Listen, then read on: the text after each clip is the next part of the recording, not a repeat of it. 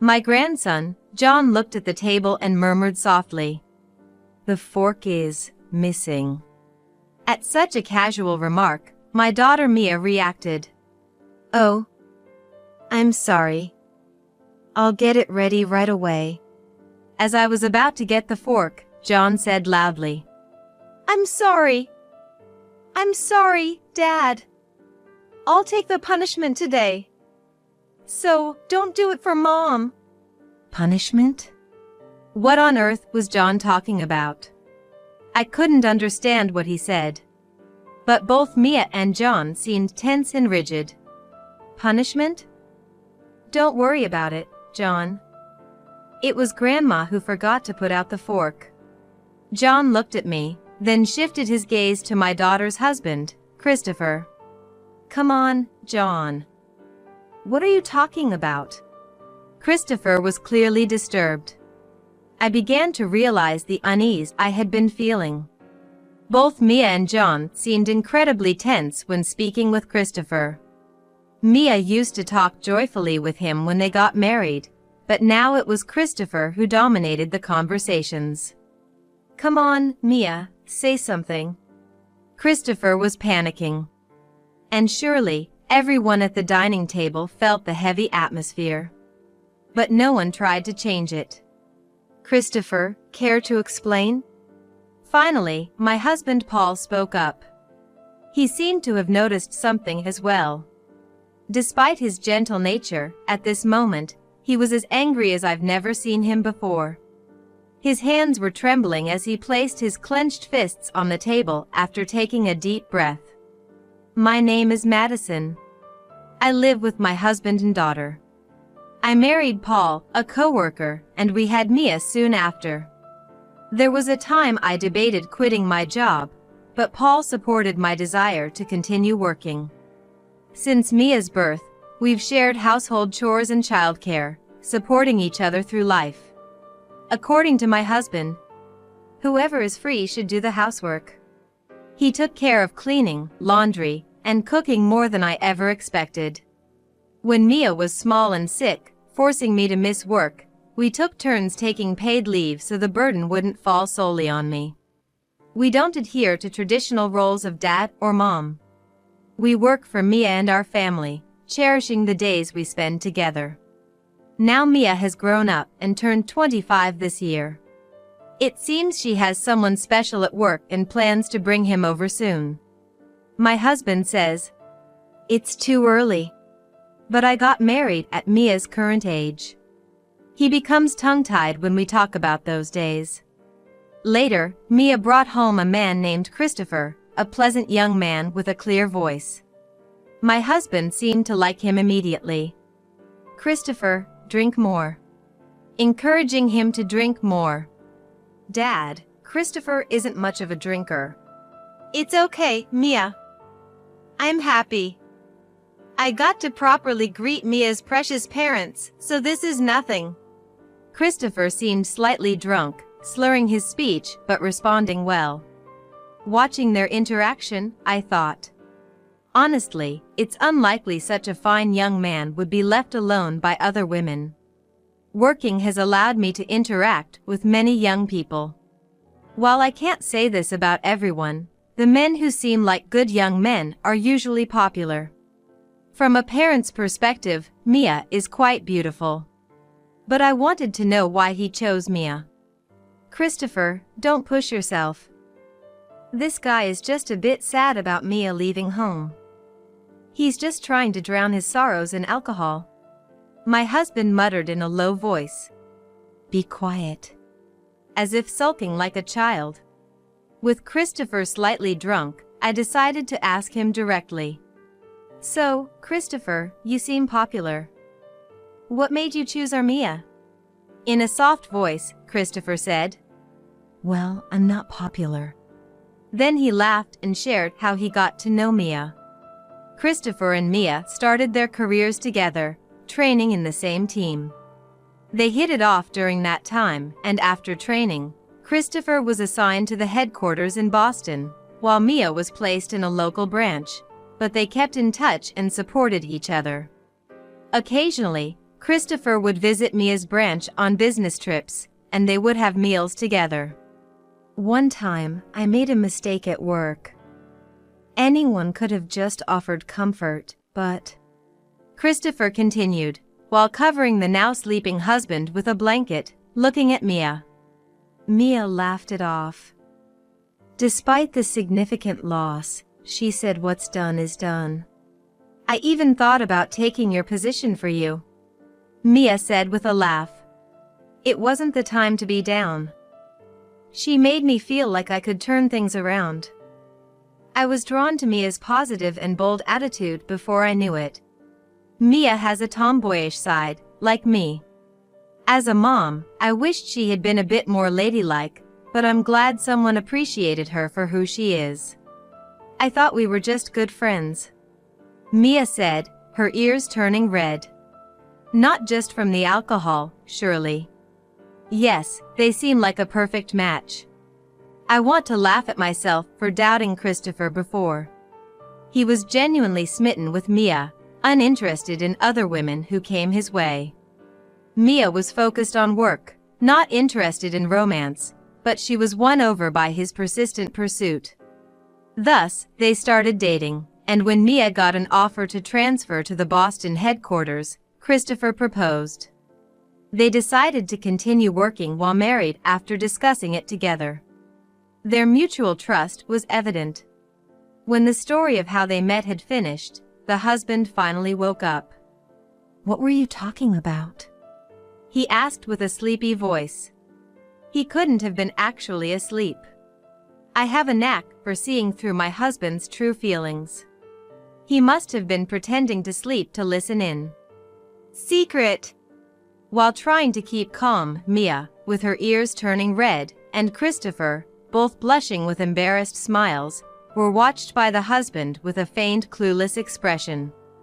I looked on at the three of them fondly. Christopher's parents also took a liking to Mia, and their marriage was happily decided. After that, busy days of meeting both families and the wedding passed quickly. After the marriage, Mia, who had been working in Boston, decided to quit her job unexpectedly when she got pregnant.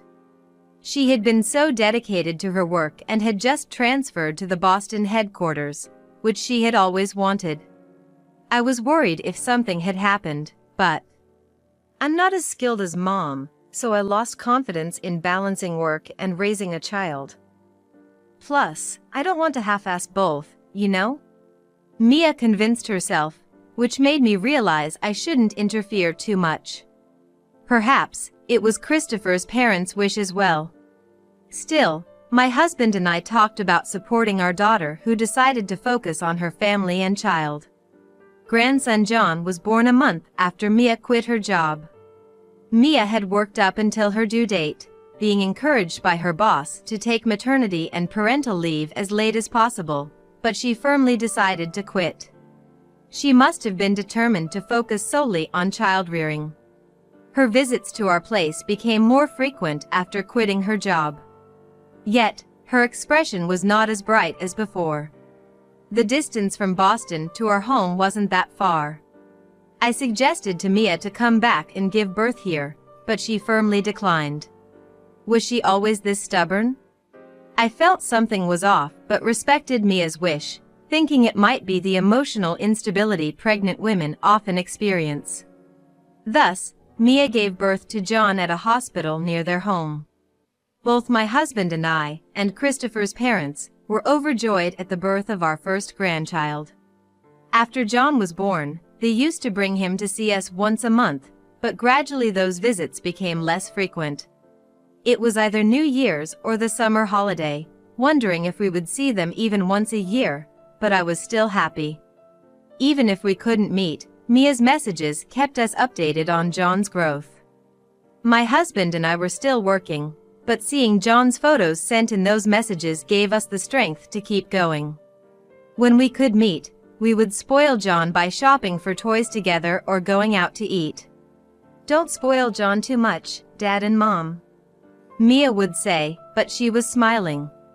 "Spoiling them is the grandparents' role," I said, and we all laughed. Those moments were blissful. Then, in the summer when John turned 4, that blissful time of mine came crashing down. That day, Mia's family had returned home for the first time in a year. This year, since Christopher was working during Christmas, he took paid leave for a long-awaited homecoming. I beamed at John's growth. John was always polite. For a 4-year-old boy, he could be more active, but even now, he sat quietly next to Mia. "John, you can relax a bit more," I said, but "It's okay, Grandma." He smiled and replied. Mia looked at John with a gentle gaze. Come to think of it, Mia hasn't been talking much. Even so, you've raised him so well. I was worried when Mia decided to quit her job, but seeing John's growth, that decision might not have been wrong. I spoke to Mia. Mia looked at me with a happy yet somewhat sad expression. Is she not feeling well about it internally? That's right, Mom. Suddenly, Christopher eagerly responded in place of Mia. It was me who asked Mia to quit her job, so John turned out to be such a good boy. I felt something was off. Was it Christopher's wish for Mia to quit her job? But, first they had decided to continue working when they got married, hadn't they? Maybe their thoughts changed after having a child. Well, I wish he could be a bit more mischievous for a boy. My husband also seemed to have something on his mind, similar to mine. It's okay, isn't it? John is smart and kind. I raised him, so he's got a good core. Mia hurriedly tried to end the conversation in a somewhat panicked manner. Christopher listened to this exchange without a smile. Only the sound of a news program from the TV could be heard in the silent living room. To change the atmosphere, I deliberately raised my voice and said, "Well, shall we start preparing for dinner? Mia, could you help me out a bit?" Being alone with my daughter might prompt her to open up. With that hope, I invited Mia to the kitchen. So, we're having steak today, John's favorite. I started speaking as if nothing was wrong, keeping my unease to myself. Mia prepared efficiently. You never did much cooking when you were at home, did you? I laughed, but Mia did not take her eyes off the meat. Having raised Mia while both of us were working, we never had the chance to cook together in the kitchen like this. Mia often came home late from cram school or club activities during middle and high school, and she started part-time jobs when she became a university student, so she was rarely home. I think I made her feel lonely. That's why I thought she chose to quit her job and stay home for John, but from what Christopher said earlier, it seemed not to be the case. I stopped my hands, turned towards Mia, and asked, Hey, Mia. Is there something you want to talk about? Mia stopped moving. After a moment of silence, she also looked into my eyes. Well, Mom. And started to say. It seemed she was struggling to find the next words, maybe hesitating about something. Just as I was about to speak, the beer's run out. Dad said to go get some. John came into the kitchen. Mia snapped back to reality, took a can of beer from the fridge, and handed it to John. Good job, John. Well done. I praised John, and he smiled and returned to the living room. Really, for being only 4 years old, he's already so helpful. I was impressed, but Mia's expression turned sad again. Is something wrong? I tried to ask again, but this time Mia laughed and said, It's nothing. Just a bit tired from the move today. I'm fine, really. She replied cheerfully, but it seemed somewhat forced. Still, Mia acted brightly, so I couldn't press further. The dinner preparations were completed, and we moved the dishes from the kitchen to the dining table. The men were drinking beer in the living room, carefree. My husband would help when it was just the two of us, but in times like these, it couldn't be helped. after arranging the dishes, side plates, drinks, and glasses on the table. "All right, dinner's ready. Please, everyone, take a seat," I called out. "Wow, this looks delicious." "As expected." Christopher praised the meal with a happy face. Not what the thing. It could just be polite, but I couldn't accept it straightforwardly. Unaware of my feelings, Christopher was the first to take his seat, and John tried to sit next to him. However, looking at the table, John muttered quietly, "There's no fork." Mia reacted to this seemingly trivial remark. "Oh? Sorry. I'll get it ready right away." As I was about to get the fork, John said loudly, I'm sorry, Dad. I'll take today's punishment. So please, not Mom." Punishment? What was John talking about? I couldn't understand. But both Mia and John looked tense, their bodies stiff. Punishment? There's no need for that. It's Grandma who forgot to put out the fork, so John, you don't have to worry. John looked at me, then his gaze shifted to Christopher. No way, John. What are you talking about? Christopher was clearly upset. I began to realize the source of the unease I had been feeling. Both Mia and John seemed incredibly tense when speaking with Christopher. Mia used to talk happily when they got married, but now it was Christopher talking at her. Come on, Mia, say something. Christopher was panicking. And surely, everyone realized the heaviness at the dining table. But no one tried to change the atmosphere. Christopher, can you explain what's going on? Eventually, my husband spoke up. He seemed to have noticed something too. Though he's usually gentle, at this moment, he was angrier than I'd ever seen him. While taking a deep breath, his clenched fist rested on the table, trembling. Christopher remained silent, not saying anything. No matter how much my husband pressed, Christopher wouldn't open his mouth. He just stared at the table. This was getting nowhere. I decided to ask Mia and John about it. What does punishment mean?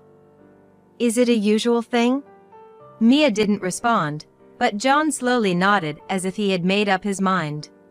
Usually, Mom, when Dad. John started to speak slowly. The things John recounted were unbelievable. If Mia tried to enjoy household chores even a little, she would be berated or hit. If he didn't like dinner, he'd throw it in the sink and go out to eat alone. If Mia wasn't awake waiting when he came home late, he would scold her severely. Just listening made my heart feel like it was going to burst. I've seen Mom being treated like that since I was little. Lately, if I don't do things properly, Mom gets scolded for my mistakes too. John was being so mature to prevent Mia from getting scolded because of him. I'll be 5 soon, so I thought maybe I could start protecting Mom. So, the punishment should be mine. John. Did Mia realize how John felt? She started crying, unable to speak. Is what you're saying true? My husband raised his voice and confronted Christopher. But Christopher wouldn't even look at us. He just sat there, head bowed. I've had enough. Finally, Mia opened up about everything. Things were fine when they first got married, but Christopher's attitude changed gradually. The moment Mia's pregnancy was confirmed, he pressed her to quit her job, and when he realized Mia wouldn't easily agree, he went ahead and informed her workplace about her resignation without her consent. Mia, hearing about this from others, tried to discuss it with him, but you've got no choice but to quit your job. He refused even to talk about it. The emotional instability and physical discomfort of pregnancy compounded, and Mia chose to resign. She had planned to work until the last month, but was met with constant sarcasm from Christopher during that time. He never once showed concern for her condition during or after the pregnancy. He didn't help with childcare at all, sometimes leaving the house at night because of the baby's crying and not returning. As John grew older, the treatment towards Mia worsened. Mia endured any punishment to protect John, but why didn't you talk to us? I was filled with regret. I had thought my daughter had found her happiness and was leading a good life.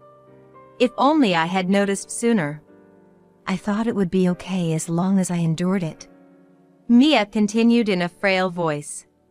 She had thought about divorce many times, but was worried about how John would feel without a father. Plus, Christopher's parents were unaware of their son's actions and were kind to both Mia and John. She thought enduring it would keep everyone else happy. But as John grew, Christopher's punishments began to extend to him too. I can endure a lot, but I can't stand him laying a hand on John. John quietly stayed close to Mia. With a voice filled with suppressed anger, my husband asked Christopher again. Christopher, I'll ask you one more time. Is what Mia and John are saying true? Christopher had been looking down, but eventually, he looked up, showing a sarcastic smile as he answered. Yeah, that's right. All because your daughter disrespected me.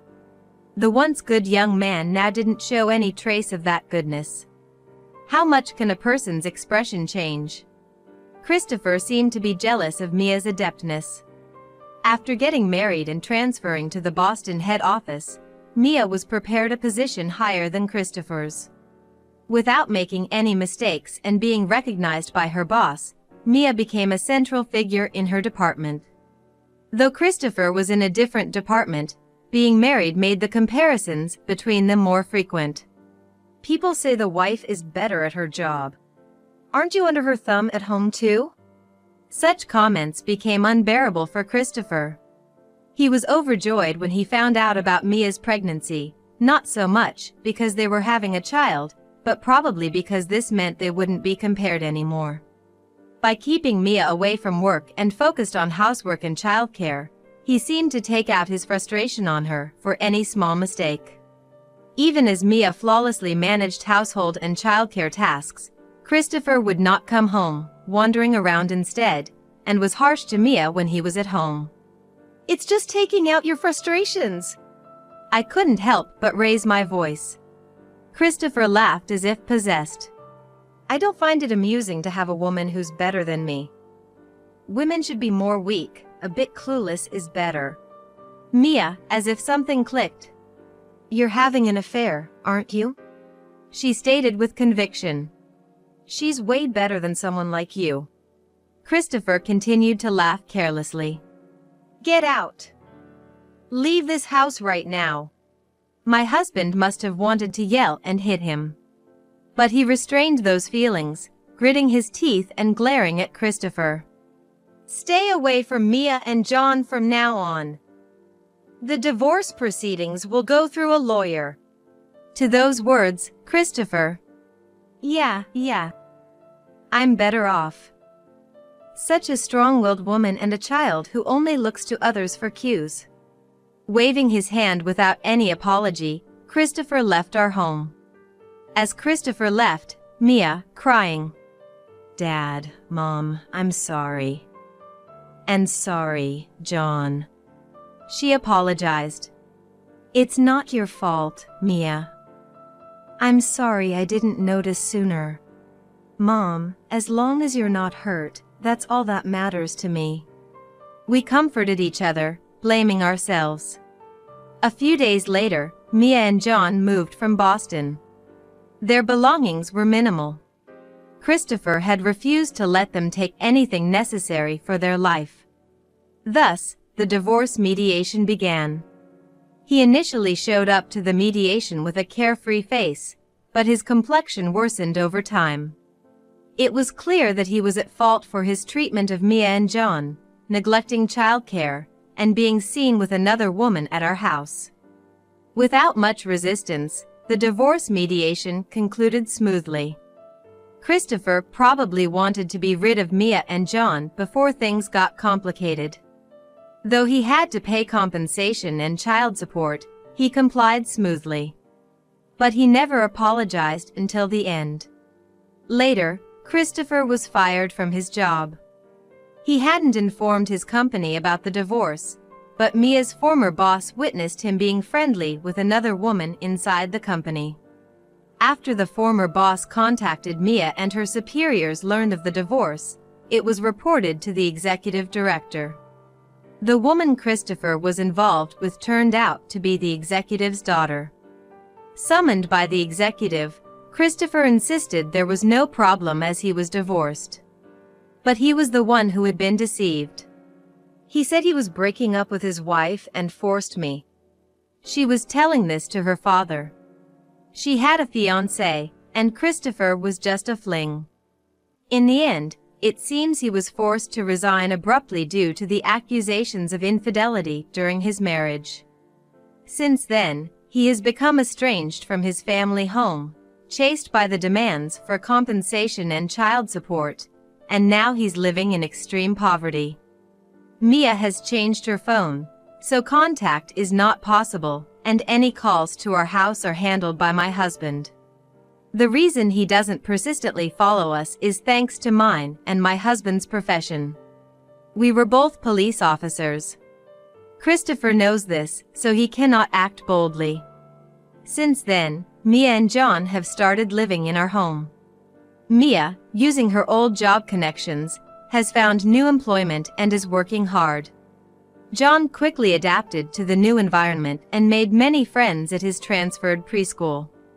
Like a boy of his age, he comes home covered in mud every day, to Mia's dismay.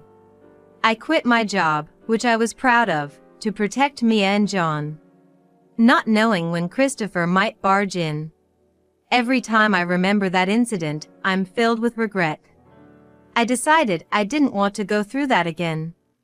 I am determined to protect my own happiness and my family's happiness. Dinner's ready.